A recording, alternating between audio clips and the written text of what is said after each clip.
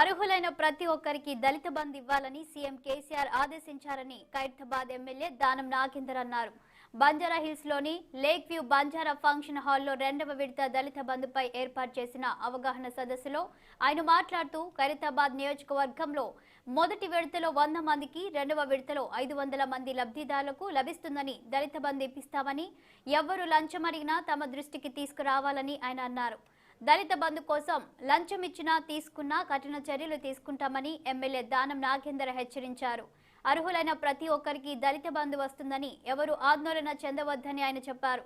CM KCR ఆదేశాల మేరకు త్వరలోనే బస్తీల్లో ఆత్మీయ సమ్మేళనాలు నిర్వహిస్తామని తెలిపారు.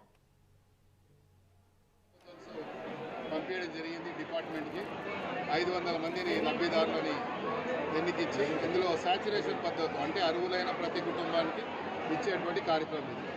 ఈ విడతలో ఎంతమంది 500 వస్తే మళ్ళీ 2 నెలల్లో ముఖ్యమంత్రి గారు ఇస్తా అన్నారు. ఇది కంటిన్యూ ప్రాసెస్. ఇది ఒకరోజుతో ఆగేది కాదు. చివరి దళితుడి వరకు, ఈ రాష్ట్రంలో ఉన్న చివరి దళితుడి వరకు అందించినటువంటి కార్యక్రమం ఇది.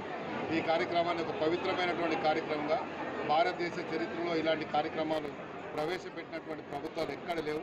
మరి గౌరవ ముఖ్యమంత్రి గారు సహృదయంతో ఇంత మంచి కార్యక్రమాన్ని మొదలుపెట్టి రాబోయే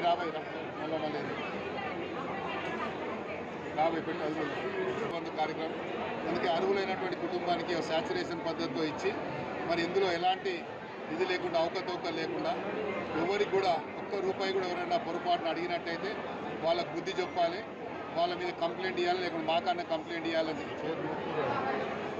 పవిత్రమైన కార్యక్రమాన్ని సద్వినియోగం చేసుకోవాలి.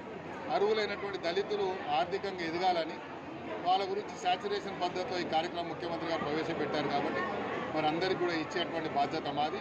తప్పకుండా చివరి వ్యక్తి వరకు కూడా, ఈ రాష్ట్రంలో ఉన్నటువంటి చివరి దళితుల వరకు కూడా ఇది అందిస్తాం. మా నియోజకవర్గంలో కూడా ప్రతి ప్రాంతంలో ఉన్నటువంటి చివరి దళితుడు అంటే poorest of the poor, last talent వరకు కూడా ఈ కార్యక్రమాన్ని ఇచ్చి మరి ఈ కార్యక్రమాన్ని విజయవంతం చేసుకుంటాం.